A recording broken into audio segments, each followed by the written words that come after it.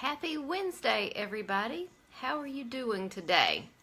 It is a very rainy day in North Carolina, so I'm running a little bit behind on my morning routines because sitting in the background is the proof copy from my printer for my new homeschool planner. So that came in this morning and I had to take a few minutes to go through it and see how it looks, and I'm really excited about how the pages look. I'm excited to get this one underway because it's going to be awesome. It's going to have a spiral binding where it lays out flat for you, and you'll be able to keep up with your routines for your homeschool and for around the house all in one book. So I'm really excited. So it's worth being a little bit late this morning for my video just because I got to see that right off the bat. Today is Anti-Procrastination Day. Have you been putting off the daily decluttering? This is in addition to your zone missions. If you have a lot of clutter, you really need to declutter something in your home each day. I know that I have the zone missions for you, and today is to declutter those leftovers in the refrigerator that have been there too long. But if you have a lot of clutter, you're going to have to spend 5 to 10 minutes a day regularly getting rid of stuff that you don't need, that you're not using. I wrote about it on the blog this morning. It's one of those habits that will help you the most, especially those of you who have a large family, because coming along with large families is a lot of stuff. And you have things you're not using, things that are taking up space. So go around the house, take some pictures with your cell phone. Those pictures will show you where the clutter is. Katie says clothes is a big one.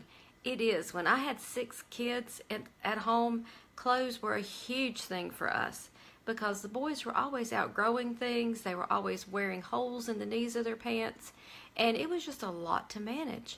I had a huge walk-in closet that 4 of them shared at one time. I think I might have even had all 5 of them use that closet at once, and each person had a section, even though it was a small section. Now I have 2 sharing that closet, so we have extra space available now for those out-of-season clothes, like their suits that we're not wearing right now, or the heavy winter stuff that we don't need all the time. Things like that that take up a lot of space. I'm able to utilize that large closet now. But there was a time when the boys were sharing that closet. They had not a whole lot per person, but when you look at that many boys at one time, it was a lot of clothes to manage. And I really didn't enjoy switching out clothes seasonally because there were just so many of them to handle. But now that we're down to 3, it's much more manageable for me. But I still spend a few minutes each day decluttering and tossing stuff.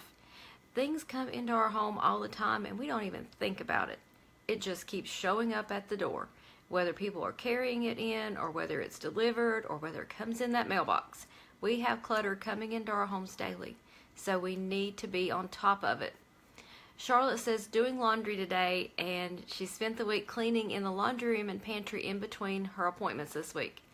The laundry room is often neglected as a room that you don't declutter in very much.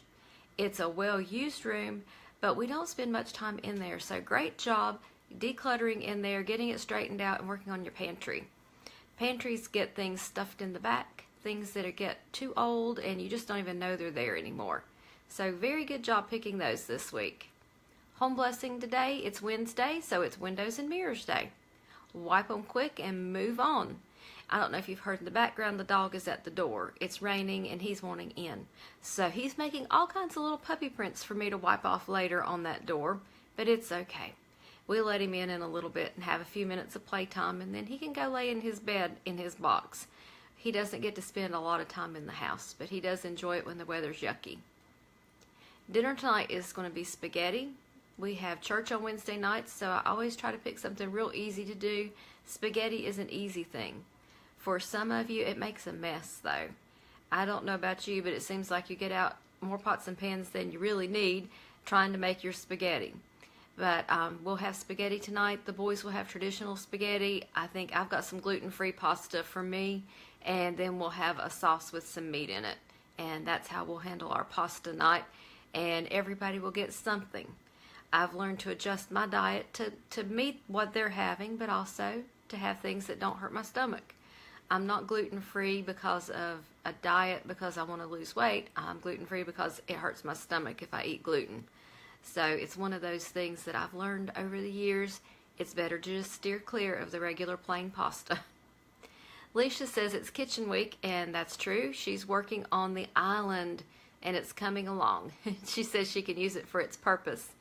Kitchen islands are clutter magnets. I'm just telling you, that's one that I struggle with because it's that central area in the kitchen. People fix something to eat, they leave a few things out. They come into the kitchen, they drop stuff, and it sits there. And I have a poinsettia that just won't die. So it's sitting on the island too. And I guess I'm going to have a poinsettia blooming for Valentine's Day next week, and I'll enjoy the red. But I keep thinking it's going to die, and it just keeps on living. Anybody else having Christmas plants that are still making it and moving along? I think one year I had a poinsettia live till Easter, and I was really done with it at that point. So I don't have a green thumb, but apparently somebody around here does for keeping it alive.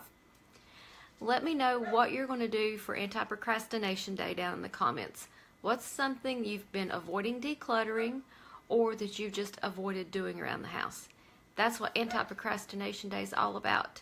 That first step is the hardest step. But once you make that step, you can just move right along with whatever it is that you've been putting off. Heather says hers is still alive, her poinsettia.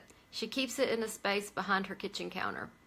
I guess my poinsettia sitting where it does gets a lot of natural sunlight coming in from our garden doors.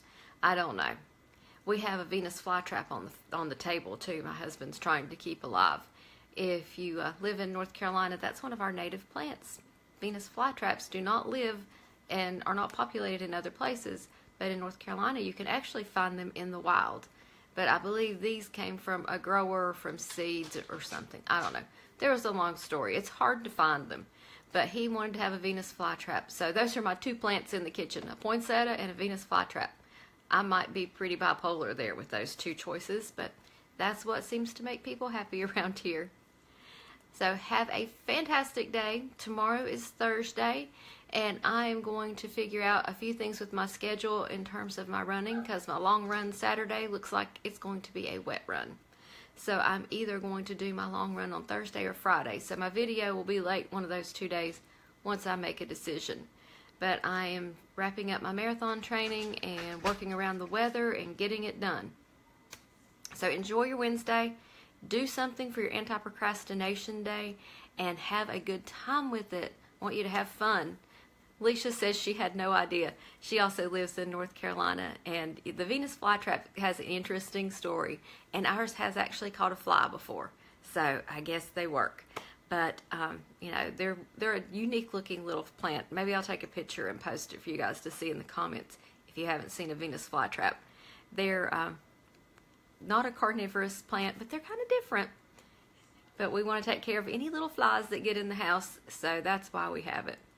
Have a great day, and I'll let you guys know next week how we're moving along with this planner and getting that thing into production. I'll talk to you tomorrow.